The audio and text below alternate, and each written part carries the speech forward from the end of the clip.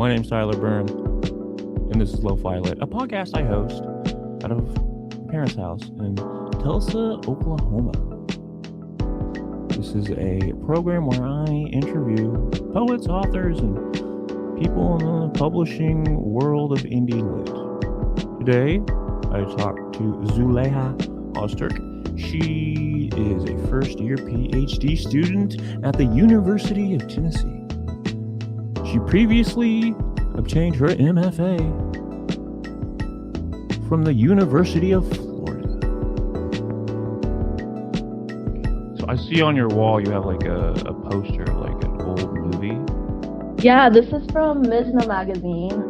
They did an issue about like filmmaking in the Arab world, and that was a poster that came with it, and I thought it was cool. I don't really know what it means. I've never watched the movie. I just thought it was cool. So you're Muslim?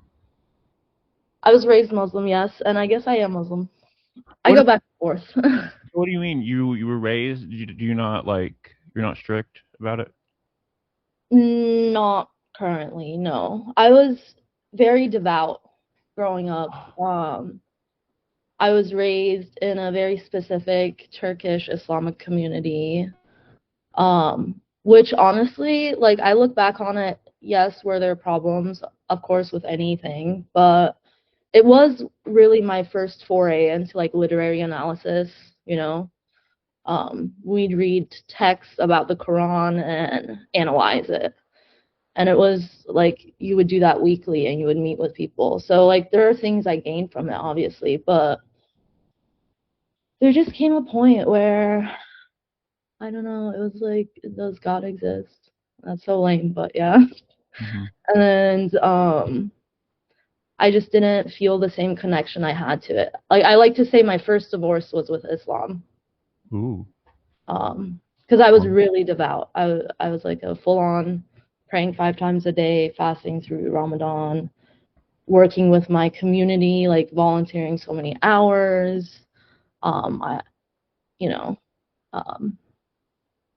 then I just, as you grow, you get to see like, oh wait, people in this movement, this community are also people and make mistakes, and they don't, you think that they live what they preach, but that's not always the case. And it was like, there are certain things I saw where I was like, I need to separate myself from it.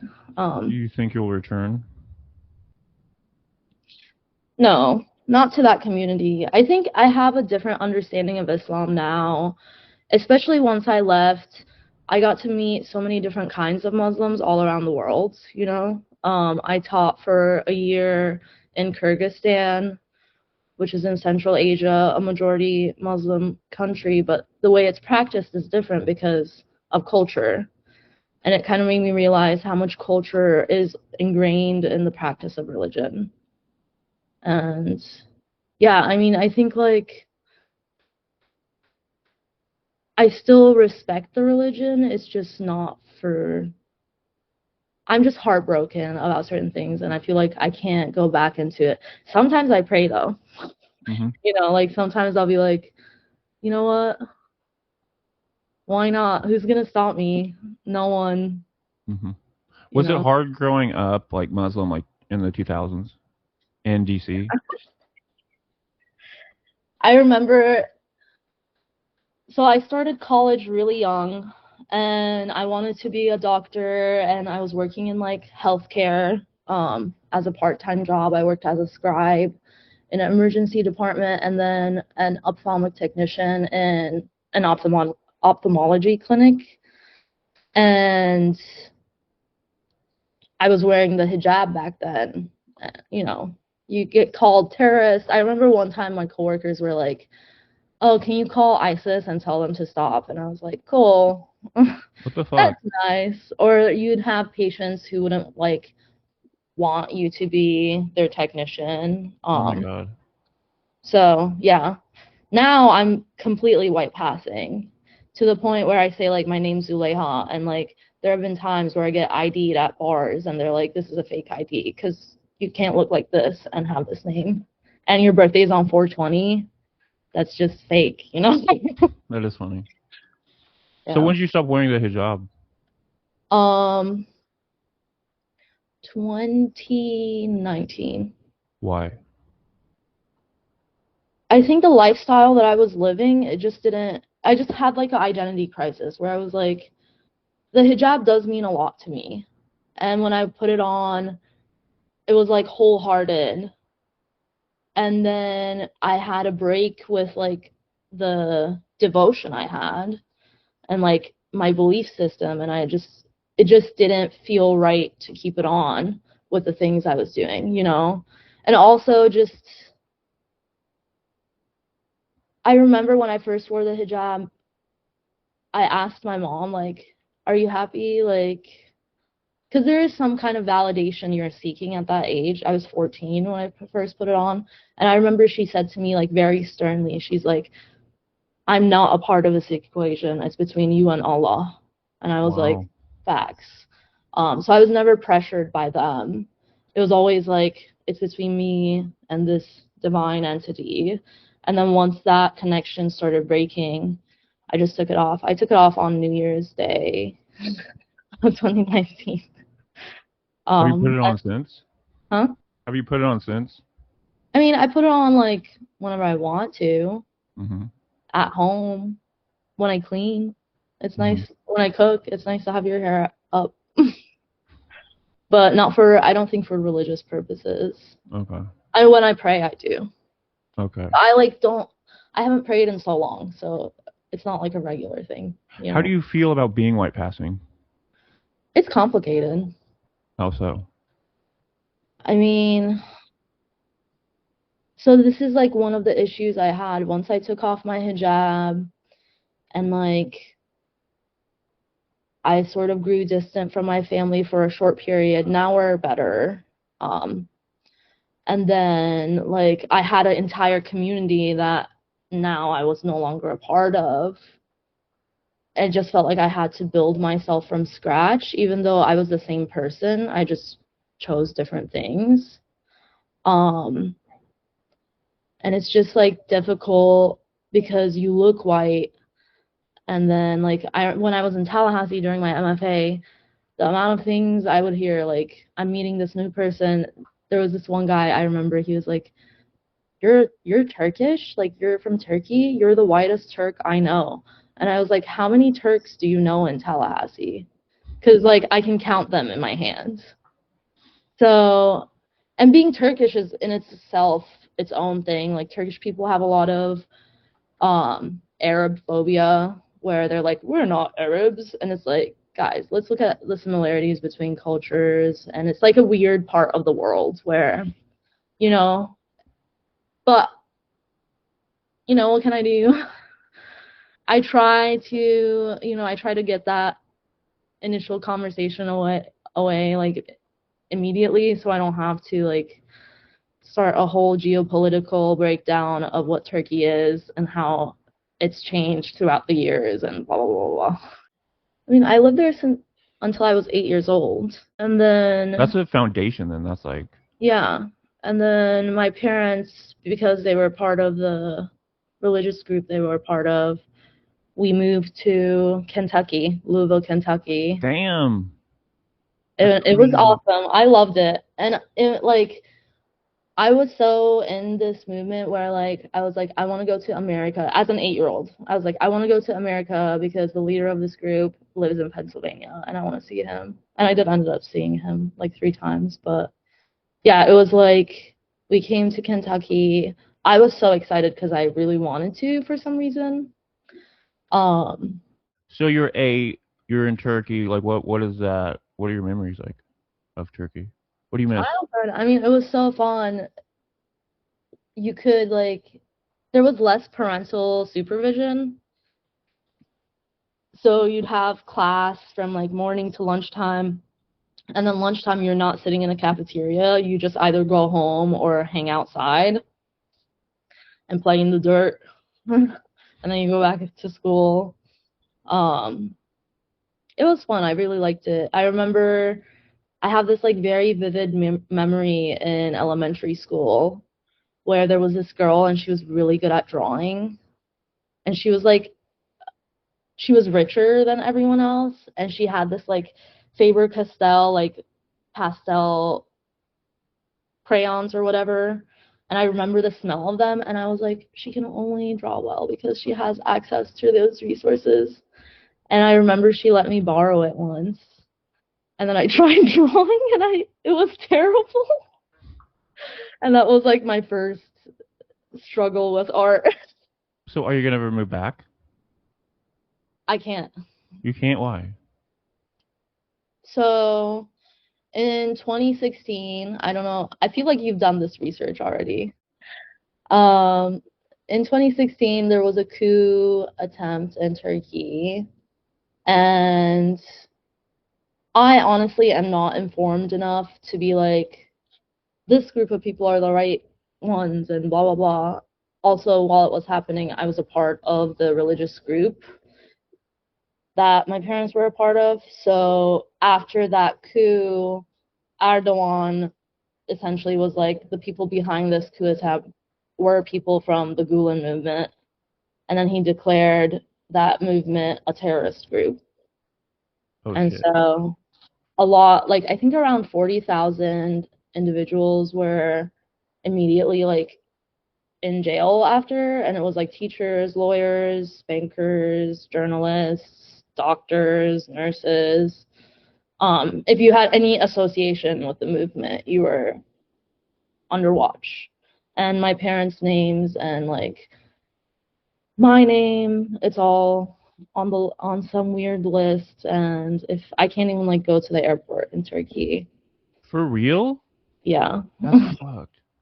I remember when I did Peace Corps and I went to Kyrgyzstan to teach, there was a layover flight, and the layover was in the Turkish airport, and I was so stressed, and I told like the people, but they give you like a Peace Corps passport, so it's not your own passport, so they couldn't do anything because I was like a part of this 50 people group. But I was terrified. I was like, they're gonna get me. I'd be fucking terrified too. Yeah, and like funnily enough, my friend that I made in Kyrgyzstan, Sujin, she ended up dating this guy who was Kyrgyz, and he went to one of the schools that the movement built there.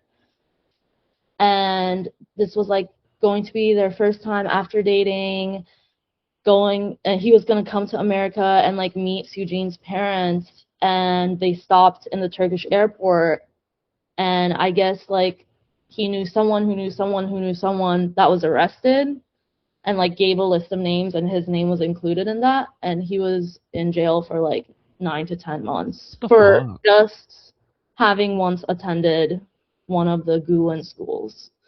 So it's like I'm not gonna risk it. I've already in my mind, I'm already like, I'm never going back unless like something extreme happens with, you know, with the place. So what's the movement called? Gulen movement. Okay. It has different word like names for it. Like I feel like people in it call it Hizmet movement, which means Hizmet means service. Hmm. Um, and then Turkish people who are against the movement call it FETÖ, which is like terrorist organization, Oh the my TO. god. So do you teach the language? Turkey language? I do. I just sometimes I tutor on the side, and I'm going to start tutoring the student actually this Tuesday. He wants to learn Turkish. Is it a fun language? It is. It's agglutinative language. So it's really like poetry. I feel like within the Turkish language is so much different because of the things you could do with the words. Like you could have one core of the word and then keep adding suffixes onto it, and it just becomes like a sentence or a different meaning. So that's fun. Who's your favorite Turkish poet? Um, so I would say if I'm going like the oldies, I really like Turgut Uyar. He was a part of they call it İkinci Yeni, literary movement where there was like a first new wave of poets, and they introduced like free verse, and that's like Hikmet's Nazim Hikmet style. And then there was a second generation, and they introduced like surrealism into it. So Turgus Uyar has these like poems with such surreal imagery. He has a couple poems after paintings from Degas. And I remember I got like so obsessed with it in undergrad. But recently I've been translating this Cypriot Turkish writer's poems, and her name's Neşe Yaşın, and she's still alive. She's a contemporary writer. So it's been fun working in contemporary Turkish poetry too. I'm not too familiar with it. Have you reached out to her? Yeah, I have. Okay. Why don't you do like a Turkish like magazine, like a literary mag? I have an idea. I can't spoil it. I have an idea that I'm saving for after my PhD. But why don't you just do it now? Because I want to focus. Like, I'm no longer going to work for GRIS next year because I just need to focus. I need to, like, lock in and read and write. How's the PhD? I came here. How's the PhD going? It's going. I love it, honestly. I mean, what else can you say? Like, you're taking classes, you're trying to write, you're with a community of people who are also trying to do the same thing. You kind of go crazy all together. So if you can if you're going to teach at a college, like what are you going to teach? Like what's your specialty going to be? Well, for my what's that called? The test you take for your PhD, comps or whatever. For that, I'm going to focus on poetry as a genre and then modernism. I thought you had to write a book. Huh? I thought you had to write a book or something. You do write a book at the end of it, yeah. This is like at the end of your coursework, you have to take an exam. It can have a written component and an oral component or just a written component. And it's like a couple days, they give you questions, you answer them, and you have to read a certain amount of works for it. And then after you pass that, you turn from a PhD student to a PhD candidate. Then you start doing your dissertation hours, which is like working towards your book. But ideally, you should already be writing towards your book the moment you get in, and even before. So you've been doing that? Yeah. Okay. How do you feel? It's been strange. It's been strange. I'm writing things I don't think I would ever write. What do you mean by that? Like, I think so. For my MFA, what I wrote there, and I kept working on it after I graduated until, honestly, I kept working on it until this semester. And this semester, actually after AWP, after that panel on Larry Levis,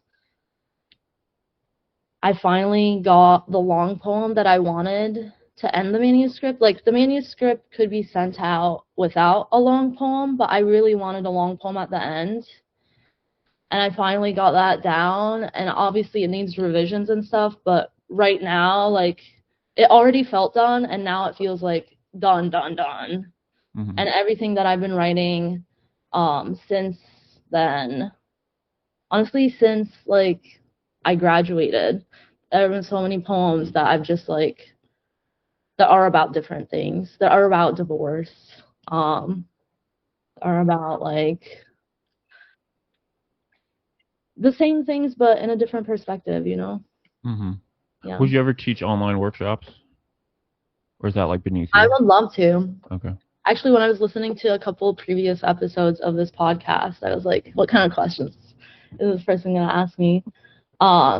You ask that, I think, all the time, but I do. I would love to. I mean, right now I'm teaching a semi-informal workshop for one person.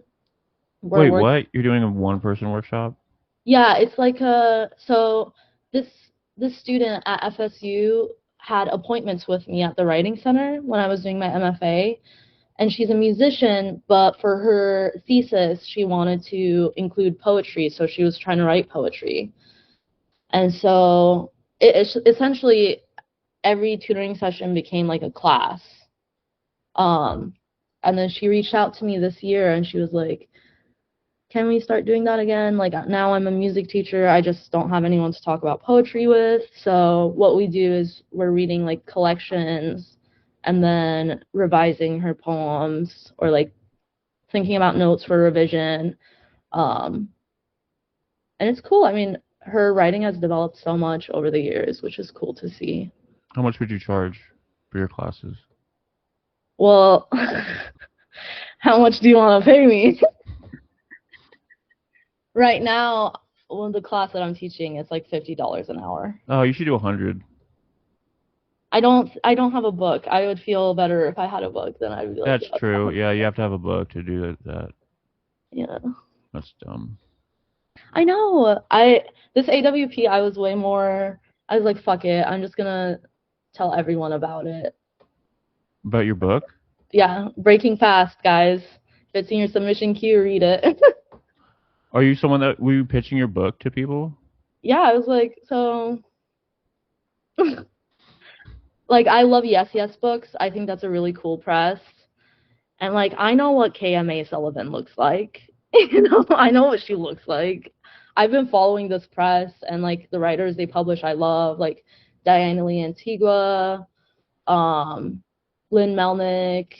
I'm trying to think who else. Is Yes Yes is that Notre Dame?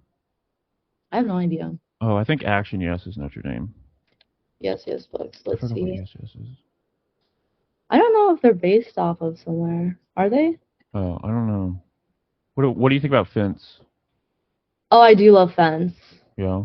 But I feel like I'm not edgy enough to be in presses like that. You know, I feel like you have to be a little more cool and edgy.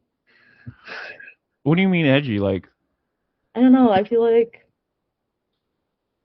I don't what, know. you should put some more like cocaine in your poems, and then you'll get in. I mean, you know, you said it, not me. What's something? Do you like look down on any magazines? Like I'm above that, or maybe like No. even in poetry, like I can't write this thing kind of thing. So I feel like that's two different questions. The magazine question, no. I think it's really cool to have a variety of magazines. Like right now, it's funny, my ex-husband got published in Solid State. Why'd you buy a magazine with your ex-husband in it? I didn't buy it. That's what's so cool about it. If you Okay. know Matt Hart, he's a great poet. He does this magazine, Solid State. And I saw him at AWP because he's impossible to miss. He has like electric hair. Like his hair is standing. He gels it up. And he's like a punk. Are these all like academic people? I think he teaches, yeah. Okay. But he's a cool academic. Mm-hmm. You know, you can be a cool academic. Cool academic, yeah. But yeah, I saw him and I was like, oh my God. So like that's a magazine I feel like people know only word of mouth. But I think things like that are so critical, you know. I love seeing new magazines come out, like, and like build themselves up through social media and whatever else, you know, through local events. So I don't look down on any magazine. Honestly, like, I will send my poem out anywhere, you know. Mm-hmm. Do I have dream magazines? Yes.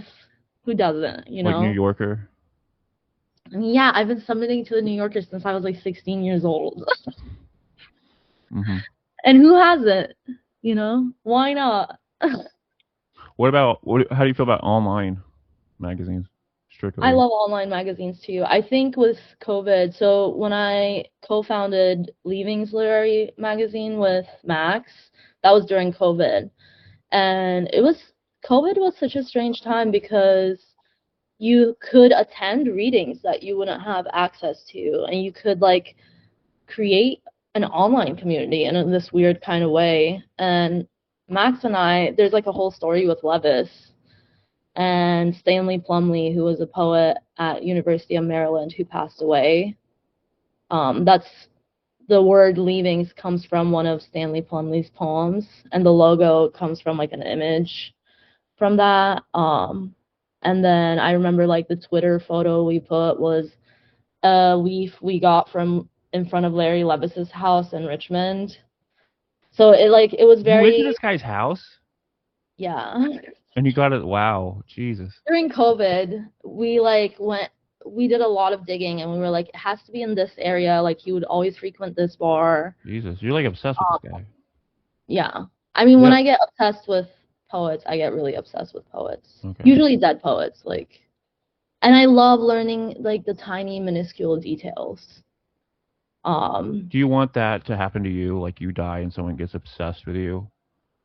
No, It goes to Turkey and like where you live. no. Okay. I think I like it because that's what got me excited about poetry in the first place, like reading Lowell and Obsession. Bishop and reading their letters and being like, oh my God, they were friends. And then Lowell got weird and then Bishop became a drunk. And it's like they had lives, it makes it feel more accessible. That's what I mean by obsessed. It's like I want to know what made them human because sometimes when I read it on the page, it seems so inaccessible to write something of that quality. You just have to be careful with not doing that with people that are alive Yeah. or your age. Well, it's so funny at AWP. I would like call out people's names like Edgar Kuntz. I'd be like, Edgar Kuntz, I know you. It's like, of course I don't know you. I know of your work and I appreciate your work. Any So any non-academic poets? that I like. Mm-hmm. I mean, I don't know. Is Edgar? I guess he's a. I'm trying to think. Damn, there's none. Would you consider Ariana Reigns? I was literally thinking of her name. I was like, I don't know if she's academic or not. But yeah, I feel like she's not academic. I feel like yeah, she's not. That's the thing. It's like weird to say academic because like some people, yeah, teach in a university because they can, Mm-hmm. but they don't necessarily foster the stuffy academic environment that a lot of people complain about. And I feel like Ariana Reigns is an artist. Nicholas Goodley, they were one of my classmates at FSU. They're an artist. They do dance and they do visual media. They also write poetry. So I'm really interested in people who like venture out to multiple genres and multiple forms of art. I feel like CA is really cool. I feel like I'm more part of like online communities. Are there any online communities that you feel like you're a part of? Honestly, Leavings was one. Mm-hmm. And after that, I sort of withdrew myself from a lot of things. So not currently. Are you gonna I'm make trying to one? get back into it. You can join mine. Okay, cool. Am I Cool. accepted to the club? The Burn Club? It'd be the lo-fi, I guess. I don't know. Lofi lit. Yeah, lo-fi. You can come do. Would you do a reading? Oh, I would love to do a reading. Okay. So one thing that's nice about University of Tennessee is they have a certain amount of travel funding.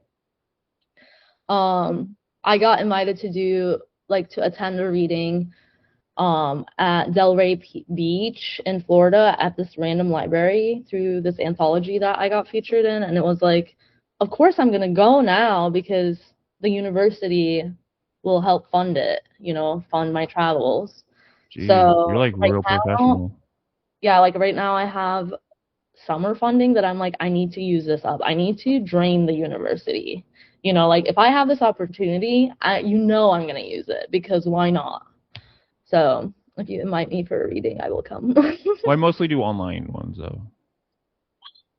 You should do it in person one so I could have I a reason to go somewhere else. I've been trying to set. Yeah, I've met some people that we're trying to maybe set something up someday. But yeah, I'll do anything. I mean, I like being a part of. Like I know same thing with AWP. Like yeah, it sucks. Blah blah blah. It's so corporate. But if you play it right, you just go to one or two panels that you really want to. And I went to one panel, and that was Larry Levis' panel, which felt like a celebration rather than a panel. Mm-hmm. And then I went to a bunch of offsite things, and then I just wanted to I view it like poetry Comic-Con. Like yeah, I just wanna talk about poetry with the people I want to. Did you like dress up as any poets? No, I should have. That's a good idea. Dress up like Larry. Oh my God. Honestly, we kind of look the same. You do. What offsite Sex. places did you go? I went to a shit ton. Um, well, I was a part of one that was with Dreamwood. Hmm. That was organized by Lindsay Bernal, who is a person at FSU. Who she's like a professor at FSU. Um, I went to the Milkweed one, which I really wanted to go to because Devon Walker Figuero. I always have trouble saying her name, but she's, in my opinion, like a really great contemporary writer, and I just love how intense she is with her lines and images. So I literally went. There were readings I went to just because like I saw one name and I was like, this is a person I want to talk to. Um, Did you ever apply to UMass in Amherst? no, or Okay. did I? I don't know. For the MFA, Yeah. I don't know. It's been so long. Okay. I just remember I got into Houston, Utah, and FSU. Hmm. And then my ex-husband applied for PhDs and he got into FSU, so that's the one we chose. Damn, you could have went to Houston. Yeah, with Nick Flynn. Where did you? What were your dream places? I mean, I'm gonna sound like I'm obsessed with Larry Love, but I was like, I want to go to Utah because he taught there. Why Really do you like, like this guy so much? you'll know when I read the poem. Well, okay, so I didn't know much about Larry Levis until I met my ex-husband in my MF, or not my MFA, in my undergrad. It was my last year of my undergrad, first year of his MFA. And he did the introduction for the documentary that was made about Larry Levis, A Late Style of Fire, that Michelle Poulos and Gregory Donovan helped create. And then I remember like I felt like I was sneaking in because I was still a neuroscience major. Like I had just changed to English. I had just like decided I don't want to do medicine anymore.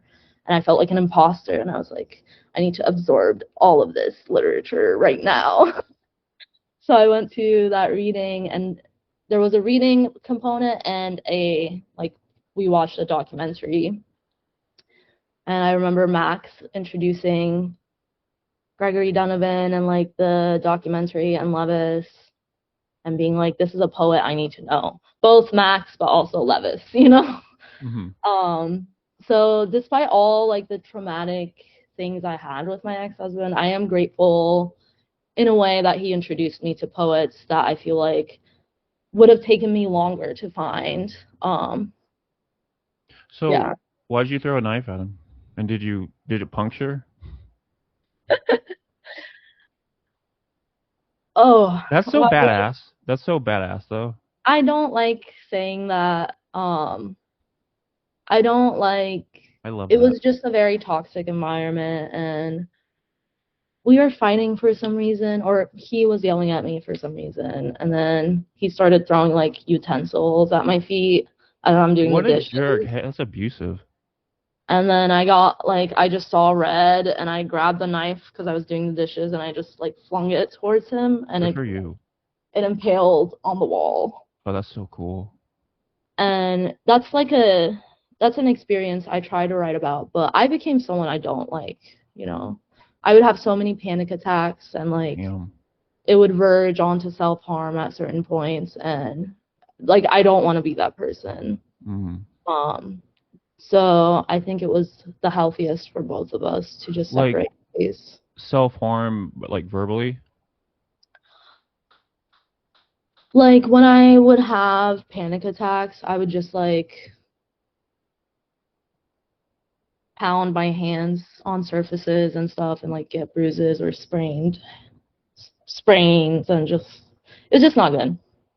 Yeah, You went it's that not far. good. But I go to therapy now, so Did you ever I'm put a hole healed. in? Did you ever put a hole in the wall? No, Okay. that was my ex-husband's specialty. Oh, for real? Yeah, we had like a lot of holes in the walls from he would just get, and it wasn't because he was angry at me. There was a point in our relationship where he was just angry at other people. Um, and so yeah, and he would drink, and then once he got drunk enough, you know, How many it's so holes? strange when I look at the pictures. Like before I left, I remember I took pictures because I broke my lease, like, and it's like when you're in it, it seems very normal. When you're out of it and you are just like living on your own and it's quiet all the time, it's crazy. Mm-hmm. Like, oh, damn. Do you want to read the Larry Levis poem? Yes, I do. Okay, let's read it. Oh my God, I'm nervous. This is like, I hope he doesn't like turn in his grave. Are you a good reader? You tell me after this. It's a really long Okay. poem. I mean, I watched some of your Facebook readings. Thank you. Did They you were, like it? yeah, they were all right. Okay, cool. All right. Elegy with a thimble full of water in the cage.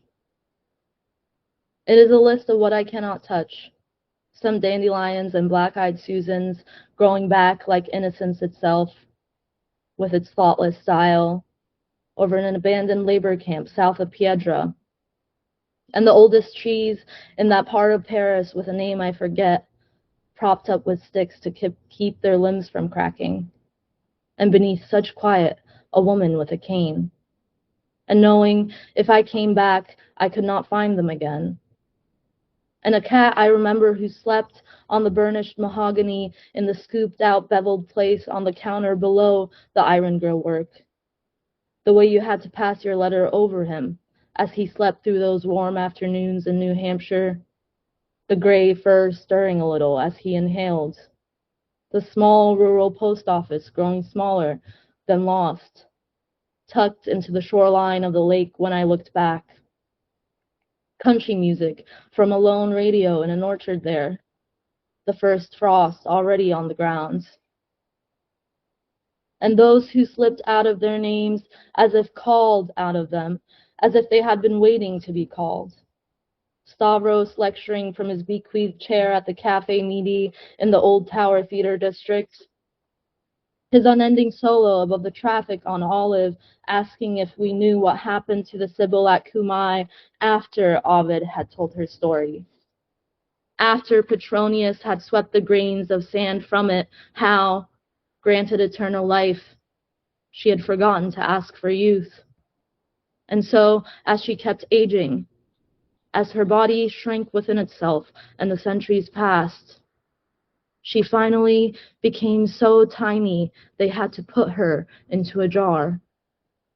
At which point, Petronius lost track of her, lost interest in her, and at which point she began to suffocate in the jar, suffocate without being able to die, until finally a Phoenician sailor slipped the gray piece of pottery, its hue like an overcast sky and revealing even less, into his pocket, and sold it on the docks at Piraeus to a shop owner who, hearing her gasp, placed her in a bird cage on a side street just off Omnomius Square, not to possess her, but to protect her from pedestrians. And the boys of Athens rattled the bars of her cage with sticks as they ran past yelling, "Sibyl, Sibyl, what do you want?" Each generation having to listen more closely than the one before it to hear the faintest whispered rasp from the small bitter seed of her tongue as she answered them with the same remark passing through time. As time passed and she gradually grew invisible, the boys had to press their ears against the cage to hear her. And then one day the voice became too faint. No one could hear it. And after that, they stopped telling the story. And then it wasn't a story. It was only an empty cage that hung outside a shop among the increasing noise of traffic. And from the square itself, blaring from loudspeakers, the shattered glass and bread of political speeches that went on half the night, and the intermittent music of strip shows in summer when the doors of the bars were left open. And then, Stavros said, the sun shone straight through the cage. You could see there was nothing inside it, he said, unless you noticed how one of those little perches swung back and forth, almost imperceptibly there, though the street was hot, windless. Or unless you thought you saw a trace of something flicker across the small mirror above the thimbleful of water, which of course shouldn't have been there, which should have evaporated, like the voice that went on whispering ceaselessly its dry rage without listeners. He said that even if anyone heard it, they could not have recognized the dialect as anything human. He would lie awake, the only boy in Athens who still heard it repeating its wish to die, and he was not surprised, he said, when the streets, the bars and strip shows began to fill with German officers, or when the loudspeakers and the small platform in the square were, one day, shattered into 1,000 pieces. As the years passed, as even the sunlight began to seem as if it was listening to him outside the windows of the Midi, he began to lose interest in stories, and to speak only in abstractions, to speak only of theories, never of things. Then he began to come in less frequently, and when he did, he no longer spoke at all. And so, along the boulevards in the winter, the bare limbs of the trees one passed in the city became again only the bare limbs of trees. No girl stepped into them to tell us of their stillness. We would hear rumors of Stavros following the gypsy Pentecostalists into their tents, accounts of him speaking in tongues, glossolalia, he once said, which was all speech and none. In a way, it didn't matter anymore.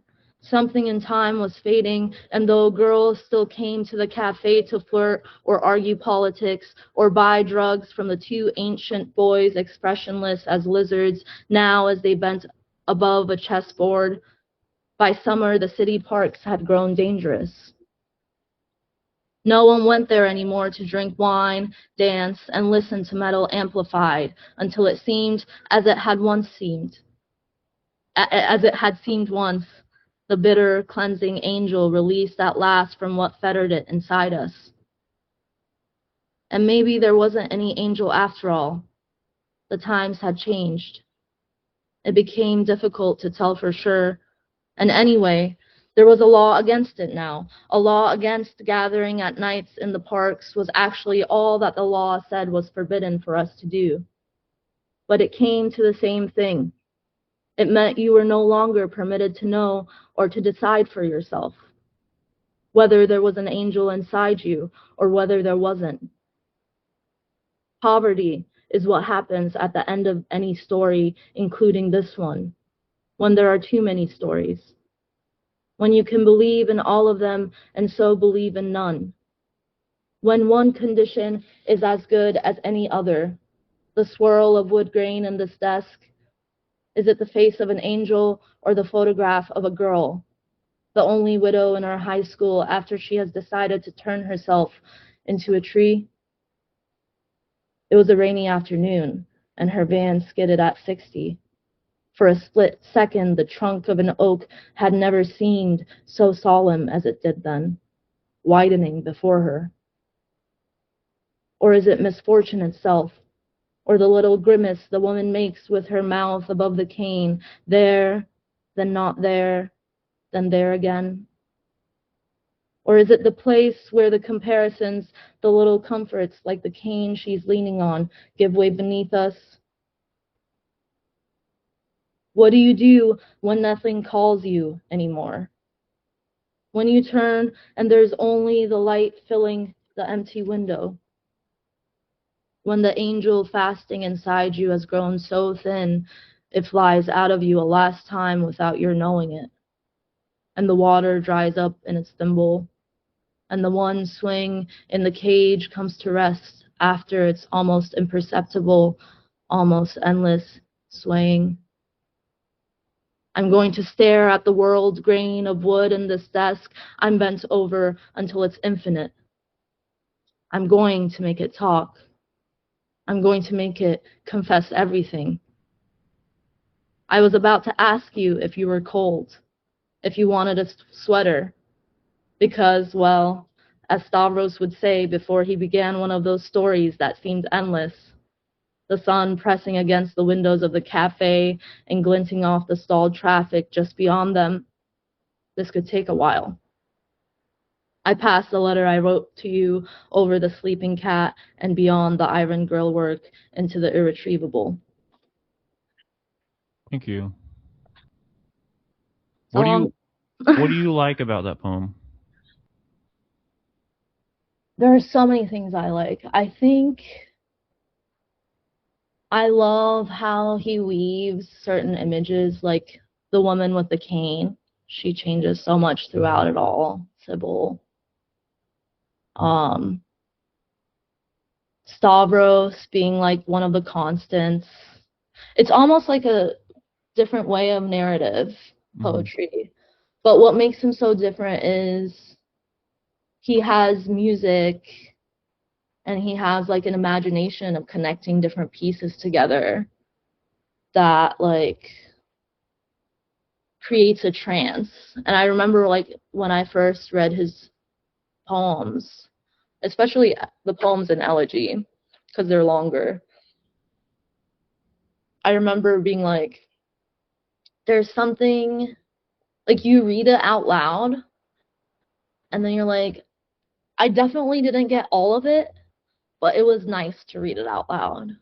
And there's just certain things that like every time I read his poems, it'll stick in my mind, you know? Like poverty is what happens at the end of any story, including this one, when there are too many stories. So you read that, do you go write a poem after that? Sometimes, yeah.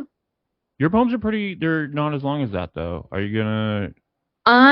So right now, I've been writing longer poems. Good. I wrote like a sonnet crown last semester. This semester, I wrote just a long, varied stanza poem. Your poems, they have a lot of nature in them. And yeah, I like nature. Birds and stuff. Yeah. Would you ever put like maybe you have, I haven't read like your entire library, but like things directly from your everyday life, like mundane things, maybe what you're reading or what you're watching or listening to? Yeah, I'm trying. I think like I'm trying something new, and that's a part of it. After reading Ulysses during my MFA, I was really interested in like list making. And so in my first manuscript, I have these prose poems that are set in a place, and it's just like a list of things. There isn't really a narrative. And it has everyday things in it. But it's so hard to do. Yeah. Do you want to read that one? Oh, one of the prose poems? Yeah, read one of yours. Oh, God. Okay, let me find it. Are you embarrassed? Yeah. Hold on. Where do you want to go in the world? We have Maryland, New Jersey, Kyrgyzstan, Morocco. Go to Kyrgyzstan. Okay. Let's do that. Kyrgyzstan. Let me pull up. Guys, Breaking Fast. Read it once it comes out. What's it called? Breaking Fast? Breaking Fast. Who's the publisher? We'll see. Okay. Would you ever do a non-academic press? I at this point, I'm like, anyone. Okay, you're like, screw it, I'll go with the non-academics. I mean, it's like, as long as I can get along with the press, you know, I don't care. Do you have hopes of getting an agent? How does that even work with poets? I've heard it doesn't. How do poets have agents? This is a whole thing like I rant about. It's like, do you only get an agent if you go to Columbia? I don't get it. How does one acquire an agent as a poet? Can people share with the class? I don't know. I don't know Who either. has an agent? Like Ocean Vuong, maybe? There's a lot of poets who have agents through the shipment agency. When I found this out, I was like, what do you mean? Mm-hmm. Okay. Anyways, that could be something we talk about. Yeah, I want to talk about that. Okay, Karaku, Kyrgyzstan. Pulse of your name on the envelope so loud in the empty postal office, and the purple flower pressed between, and I picked them on my hikes from the mountain that looked like a cat, and the mountain with a bowed peak as my hair rose while passing under wires of the hydroelectric power plant. And the snow that snowed me in, and Samara's flower shop attached to the house, how we talked for hours about who buys what for whom while making roses with neon streamers and falling on ice for 6 months like a toddler.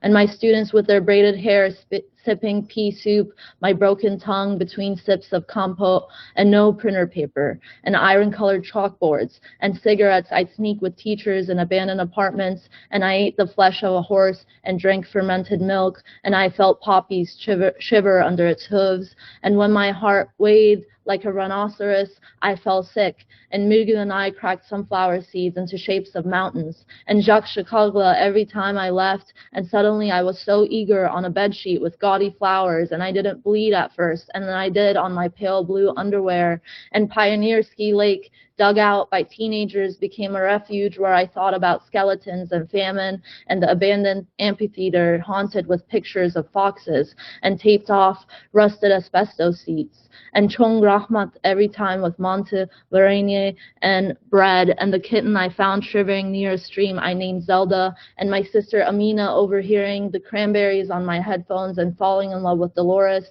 and by the end it hurt to stay or leave, and in the letter I wrote you, I said moths are called devil butterflies here, and I waited, and I drank, and I read about the mountain lions and sipped silver in the hole of a cliff, and when I looked into the mirror, my skull split open, the sound of komus on Teacher's Day, and when I came back, I showed you where it hurt, and you showed me the pressed mountain flower tucked into an envelope. I gotta ask you, can you please reread that? Just like slow down. That's how it's supposed to be That's read? how it's supposed to be read? Yeah. I love the cigarettes. Yeah. You're done. Yeah, it's not getting picked up though. No one's picking that Like up? that poem, I've sent it so many times to places, all different kinds of places, and I don't know why. Okay. I guess I haven't sent it out enough. Send it to some online people. I will. You let me know where I should send it. I'll send you some, names. Can you read the Maryland one? I have multiple Maryland ones. How many places have you sent that out to? I don't know. I would have to open Submittable and see. I don't really keep track. Like, what I'll do is I'll have a submission packet of like 3 poems, 4 poems, 5 poems, 6 poems. Send it to Sabretooth. Ooh, wait, I listened to the episode with the person. Oh, good. I think you would like them. Although I don't know. I think they're doing a themed issue. I'm not sure, but I think they would like you. I think. Oh. Who did you listen to? Who did I listen to? Yeah, the episodes and my episodes. So the full one I listened to was Gion's episode. Mm-hmm. Like I listened to the whole thing while I was doing dishes in the morning. What else did I listen to? Let me open my. Did you listen to JL? No, I haven't. Okay. I listened to a little bit of Brian Carr's. Okay. And a little bit of. I was in the middle of Madeline Blair's. Yeah. I listened to a little bit of Jennifer Espinosa too. I was just like hopping around. Okay. Did you know her name? Jennifer. Yeah, Jennifer Espinosa sounded familiar, but I don't know why. Okay. We came across her work somewhere. Cool. You published JL. That like shocked me. Why?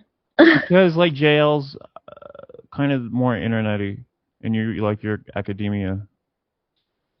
Do I give off that vibe? Yeah. What makes it? You're a PhD person in Tallahassee. You're like, you know all the academia people. Knoxville. Huh? In Knoxville. Tennessee. Yeah. The whole... You're like, same difference. It's the South. Yeah, everything in the South is the South to me. I mean, I won't... It's like I've worked in so many different settings that I don't get bothered by things that bother people about academia. Because it's like, okay, if I worked corporate, it's the same shit. If I worked in the kitchen, it's the same shit. If I work in a whatever doctor's office, it's the same shit. There's always going to be some kind of internal politics. Once you let go of that and you're like, okay, I get this amount of funding, as long as you keep your eye on the game and you're like, I need to read and I need to write, and that becomes your main priority, I feel like it doesn't even feel like you're a part of academia per se, even though you're technically... What if you don't get funding? What if you're not a part of colleges and stuff? Yeah, that sucks. That's what I'm saying.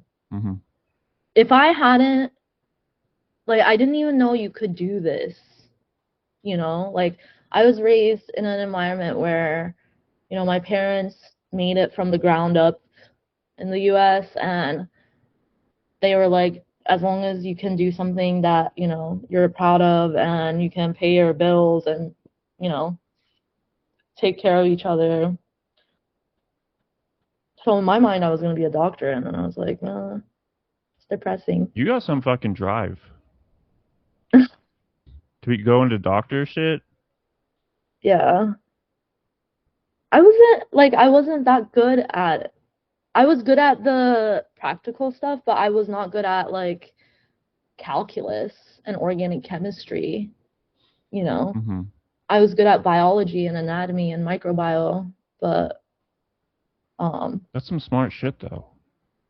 I love science still. Can you read the Maryland poem? Okay.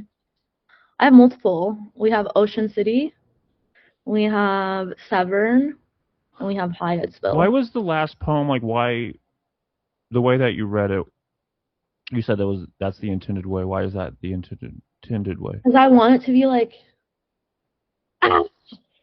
Mm-hmm. I want to feel overwhelmed, because that's how it felt, you know, writing these. What I like... Thinking of Ulysses as a model. When you read Ulysses, like, there's sometimes, and I'm not saying, like, this is as good as it, obviously not, but just, like, having that feeling of, like, being overwhelmed by language and forcing you, like, even though I read it out loud really fast, forcing you to, you see it on the page, to, like, look at each word. And each word is, like, what's that word called? Paratactic, where, like, nothing has hierarchy. Everything's just equal, you know? I like that you're thinking about the performance of it, though. Because, like, I'm glad, and I'm so glad you're not doing fucking poetry voice. Like, there's so many people at AWP offsites that they did poetry voice, and it's just like, that's not it's just not realistic to me. Like, there's no other point in your life or in any setting that you're talking or speaking in that manner, and so it just all becomes kind of the same thing to me. And yeah, I think the readings that I'm always, like, shook by is people who read it with their own voice, you know? It almost makes it feel more immediate, and it makes it a little more scary, you know? What I want to, in the poem you're talking about smoking cigarettes with other teachers, what brand of cigarettes? Marlboro Reds. Okay. That's my brand. I love a good red. You were smoking outside when I met you. Yeah. What was your perception of meeting me? Like, can you tell that story? Well, okay, so where were we? How'd you end up at that bar? Well, I had friends, Turkish friends, who know the area, and also I was with people from Grist, from University of Tennessee, and I don't know, like, I knew I didn't have great experiences in previous AWPs for multiple reasons. So this time around, I was like, I don't care if people think I'm weird. I like poetry, and I want to meet the poets. So I was, like, approaching everyone, asking if they're a writer. even in places where there isn't like an event or whatever. And so we were there, and I saw you. You were the tallest guy, and you wore an all black outfit with a gray backpack, so I thought you were straight. Mm-hmm. And I wanted to flirt with you, and then you're like, I'm gay. And I was like, Wait, what? were we flirting? I don't know. Okay. Were we? But But when you when came up to you me, you were were gay, like, I was like, you have to have gay friends to tell you not to dress like this, because you're dressing like a straight man. no, it was a lime green backpack, and you were criticizing me Yeah, for wearing a green backpack with an all black yeah. outfit. I was like, who taught you this? You And need to then have friends who can say like, no, you can't go out like that. and then at one point I'm like petting your head or something. That was a fun night for sure. It was. Yeah. But yeah, like I just approached you and I was like, do you write? And then you're like, I do a podcast. Mm-hmm. And you said I wasn't gonna text you the next day. I did not think you would. No, I told so many people about my pod, and I invited people on. Like no one ever reached out. You're the only person. I was like, if there's a chance, first of all, poetry podcast was very like important for me growing up because I was not an English major. I was not in the special group of undergraduate students who were like who got access to readings and and that's because I hadn't done that since the beginning of my undergrad degree. And so I had like maybe one or two friends who would write, but mainly we would write fan fiction on Tumblr. And it wasn't poetry. And I was writing my own poems as like a 15, 16-year-old. And then I remember like finding podcasts and being like, oh my God, I can just listen to these people talk about poetry. And it just made it so much more accessible. And I remember when I would work different jobs, I would just always listen to poetry podcasts. What podcast? I listen to the Poet Salon. That's one of my favorite ones, which is cool because now Gabrielle Bates is like a visiting writer here, and her, Lou Hughes, and Duji Taha created that podcast, I think, where they make like a cocktail for each writer. And Did you ever listen to one with like Dinez? I feel like Dinez did the Versus podcast. Yeah, No? that one. Yeah, I've listened to that one a little. I love that I one. like a variety of podcasts. I really like Breaking Form. Mm-hmm. It's with James Allen Hall, and I'm blanking on the second writer's name, but the way they begin it is like, and we are not for everyone. Mm-hmm. If you had a podcast, what would you do with it? Oh, I have a podcast idea. Yeah? Yeah. I want to get one of those like Gen Z microphones that are like tiny and you whisper in them for ASMR. And I want to have like elevator podcasts where it's like me and this other writer were in an elevator and you have a limited amount of time. Oh, that's like a TikTok. Yeah. That's like the one on the subway with a guy from New York. Similar to that, yeah. Mm-hmm. Or I was thinking, me and my friends always talk about this. Like me and a couple of the writers here. There are great writers here, like Alexandra Persad. She's a great fiction writer. It's really cool to just like exchange work in different genres. But like me and her would talk about like what can we do? We could do like a whine about it. Mm-hmm.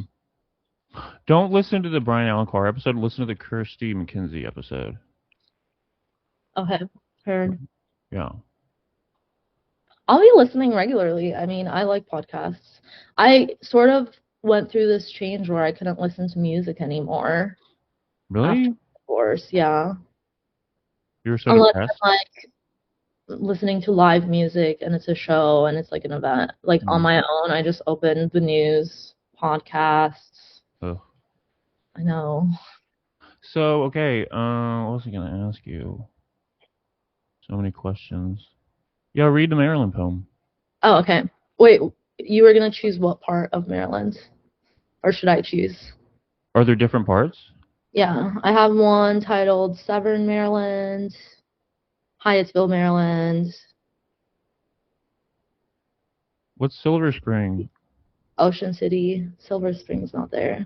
Oh, not yet. But what I have is like, so I have that Kyrgyzstan poem. I have in the manuscript is like one one of them is in the beginning, and then there's another poem with the same exact title, same exact place, but a different poem. Okay. So I'll just pull a random one. Whichever one catches my eye first.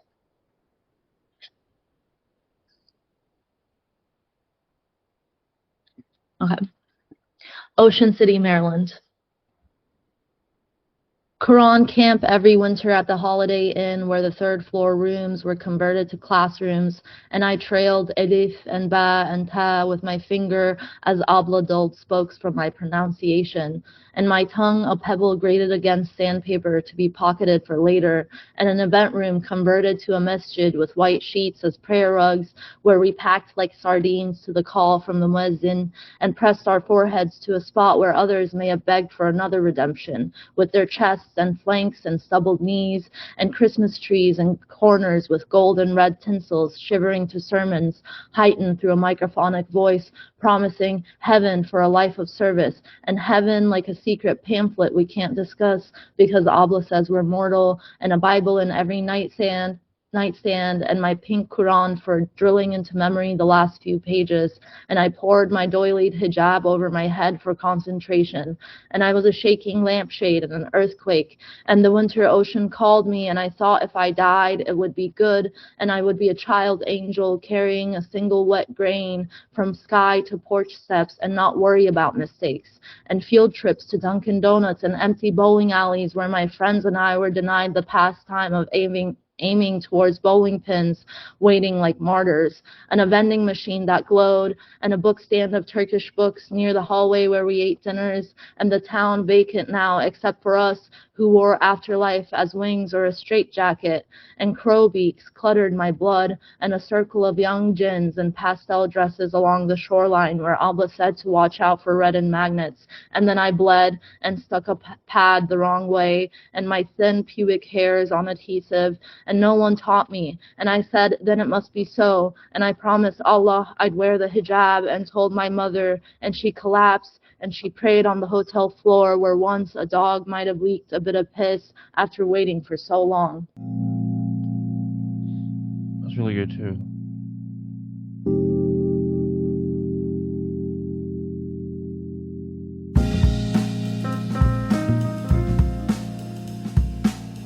Oh, agents. So what do you feel?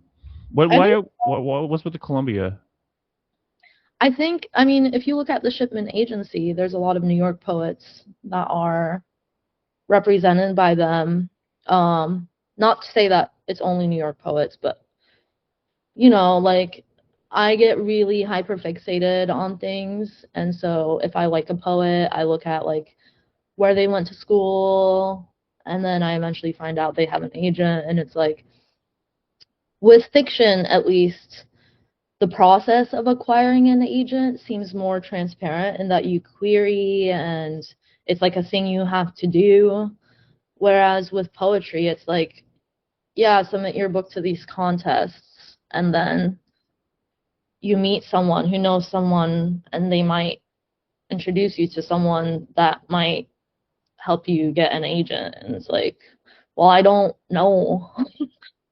Who are the people? Do I need to know? Doesn't that seem like bullshit to Yeah, you? it does. I think what frustrates me most is like, okay, if there are people who acquire agents, can there be a conversation around how that came to be? Because I think it's a new thing, and that's why there isn't a lot of transparency, because there was a point where poets didn't need to have agents. Yeah, they shouldn't. You know, and then now you have publishers that won't read your poetry unless you have an agent. It was so funny when I was at AWP, I went to Wave Books. I really like how they print. I think like it's so fucking cool. I think they're a really cool press. And I was like, so like, just a random question. How does one get published through Wave? And she was like, that's a great question. I mean, right now we're not reading. Sometimes we open, and it's like, I've been in this for almost a decade, and I've never seen Wave books be open for reading. You have to know the people who are. Yeah, which is like, I mean, I get it. They're a small press. They have limited resources. They want to, it seems like it started off as a dream project, and you can see like the intentionality of what they publish and how it looks, and like, you know, the book as an object itself. Like, that's why I think they're a cool press. I think they really value what they put out there. Because a lot of people just publish their friends and like. Facts. Which is fine. I mean, are you gonna make your own press? I don't think so. No? I think I haven't, like, I have that one idea about a magazine that I want to do after my PhD. And then I think I just want to, like, write my own, I want to write fiction. Yeah? I took a fiction workshop last semester, and I started a project that I sort of want if I get frustrated with poetry, instead of doing something random, like working in a kitchen, I can work on a novel instead. Why would you get frustrated with poetry? Doesn't everyone? What do you mean? Sometimes you get frustrated. Like, what do you, like, are you frustrated by not being published? Are you frustrated with your work? No. I think it's just like, you sit down, you write a draft, right? You have that short adrenaline period where you're like, fuck, this is amazing. Oh my God. And you look at it the next day and you're like, this is absolute shit. How do I make it better?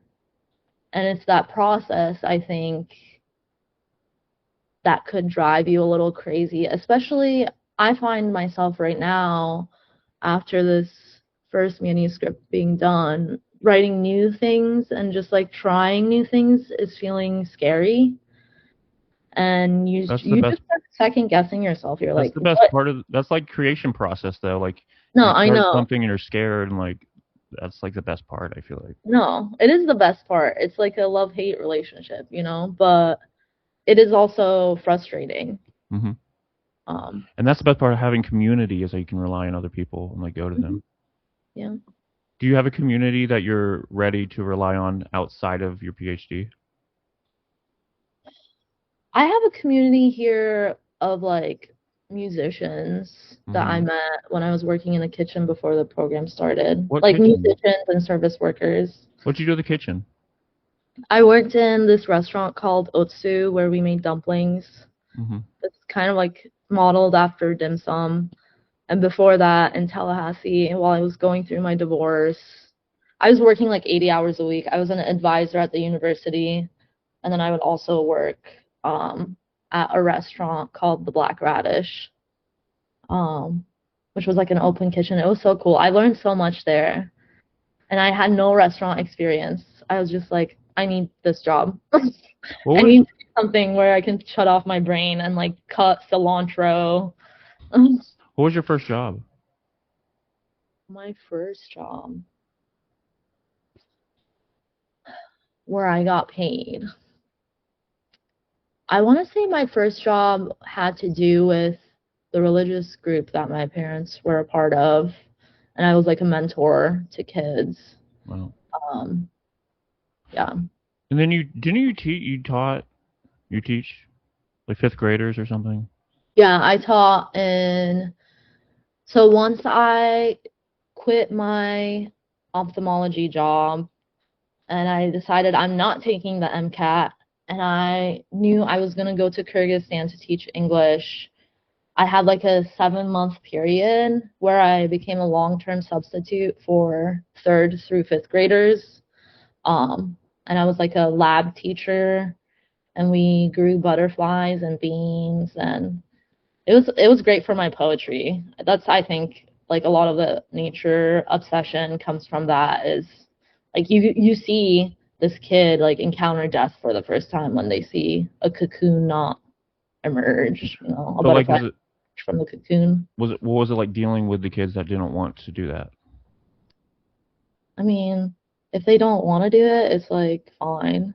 Or like the ADHD We kids that are had, like, yeah, I definitely had like one student who like he was just interested in the plants and nothing else. hmm And he would get frustrated and he'd be like, I want to sit and talk to my bean plant. And I would be like, okay. oh, that's dope. Well, I mean, like, it's just a lab class. I'm not a full-time teacher. I'm just a sub. So they're already overstimulated under fluorescent lighting for like the entire day. hmm I get it. Like sometimes I just want to talk to a bean plant. When you're like deciding that you're going to like drop the science thing or whatever, the MCAT, what was that? Tell me about like the first realization to then the actual thing, the real thing. I don't know. I think the first realization was first, like, I kept failing certain classes, like organic chemistry, and I kept retaking it until I passed. So there was like this thing, I was like, something's not clicking, I don't know what.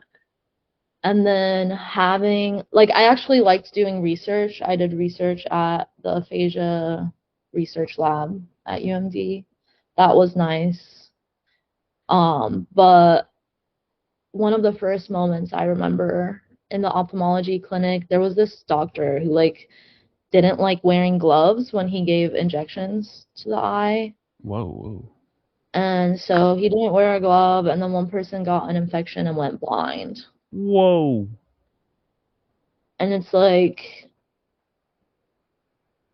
seeing how insurance works and how billing works and how like you see like 100 patients a day, a majority of them the eye injections that help you see clearly are not covered by insurance, or the cataract surgery is not covered by insurance. And it's like also experiencing like the alienation of being the only hijabi in the clinic. And I was also a very, very nervous person. I was not on medication. It was just too much. It hmm was too sad for me.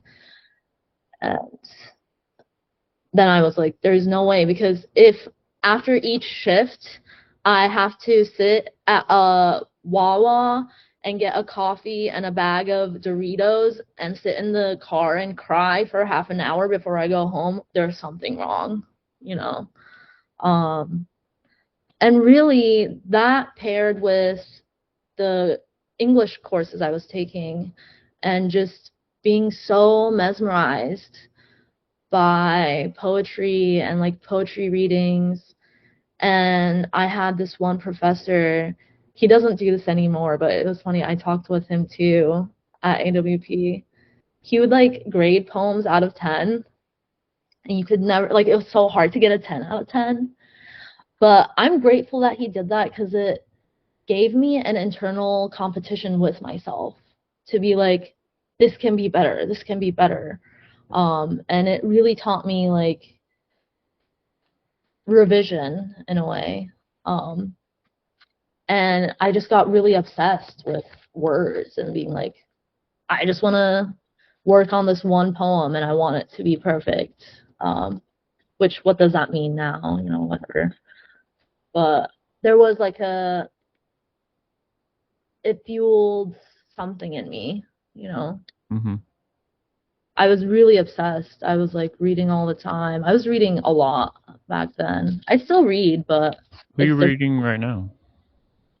Right now I'm about to start Orlando. I finished To the Lighthouse by Virginia Woolf. hmm I'm about to start Orlando. What was that poet? The last thing I read was Slip by Nicole Callahan. hmm I like her poems. I like what she's doing in that book. It's very surreal. It reminds me of Charles Simic. Um, what else did I read? I've been rereading Levis a lot. It felt like my world, like a universal moment being in that reading and being in that panel, and Carolyn Forche read Sensationalism, and like I broke down after that. So It's different when a poet touches you like spiritually, Mm-hmm. where you feel haunted by it, you know. Some of the first poets was Plath and Ashbery for me When did you read them? in undergrad. Okay. How do you feel about that movie coming out? There's some Which movie they're making about Plath which one? called The Bell Jar. It's like it's not even made yet, but it's like, I'm not interested. no. I really liked, what was it called? Red Comet something something. It's the biography written by Heather Clark about Mm-hmm. Plath. I think she really did. She's just a great writer too, and she talks about Plath in a way where it's not like her suicide being the only thing people talk about, or like her relationship with Ted Hughes being the only thing talked about. You know, Do you wish um, these poets were like from Turkey? no, Okay. because there's Turkish poets. You Yeah, know, that's true. Do you want to, would it be weird if you put on your hijab? right here now. Mm-hmm. No, I would not do that. Okay, cool. I was just saying. No, Is it like a, I have respect for it, you know, uh-huh. like it's not like a thing I just put on. Okay. Um, it would have to be for a certain thing that I'm doing, Would you you know. ever write like a Substack? I thought about that. I think you should do it. Why? Well, for one, you're not really on.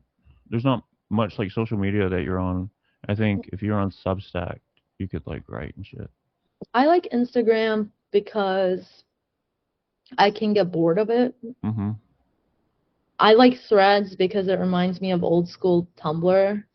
There's like something weird about it. That's crazy. You're on Tumblr because you're pretty young. Oh yeah, I was on Super Hulock Tumblr and writing Destiel fan fiction. Were there any friends that you made on Tumblr that you're still friends with? Well, I made a friend in Quran camp actually. We were really close and we had an email correspondence. She lived in Virginia and I was living in Maryland. Mm-hmm. And we would write each other like notes through email and also talk about like Supernatural, the new episodes that came out and stuff, and Doctor Who, Sherlock, and like fangirl essentially. So we had shared interests. But I've never made friends with like strangers on Tumblr. I was pretty, you know, like it was also not something like I only shared it with my one friend. Like my parents didn't really know about it. Do you still have relatives in Turkey? Yeah. Okay. Do you communicate with them? Yeah, we're getting better at communicating, I think, because it's been a while since the coup. But last time I saw like my uncle and my grandma was when we all met in Morocco because my uncle married a Moroccan woman Mm. named that he met on Facebook. Well, that's cool. What would have to happen for you to be able to go back to Turkey? Like a total overthrow? I don't know. I mean, I guess I would just have to be not seen as a terrorist. How does that happen? And like there's something like even though I'm not part of the religious movement, there's something that doesn't sit right with me that even if I was able to go back, the fact that my parents can't, like it just doesn't sit right with me. And at that point it would be like self political exile. No, why wouldn't they be able to go back? They're still in it. And Oh, yeah, they're still in it. okay. Um, yeah, it's strange.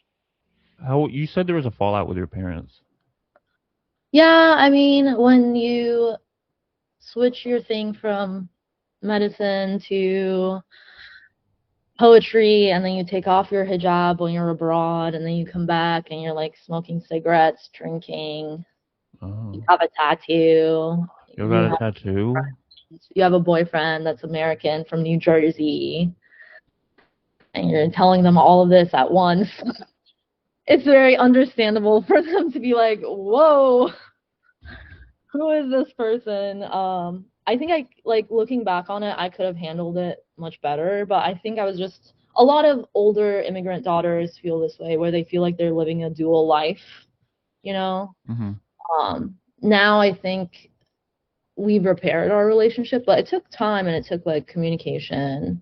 Um, and honestly, like I'm in the mindset that, they're still my parents and no one's perfect. They had me when they were so young. Like I get Mm-hmm. it.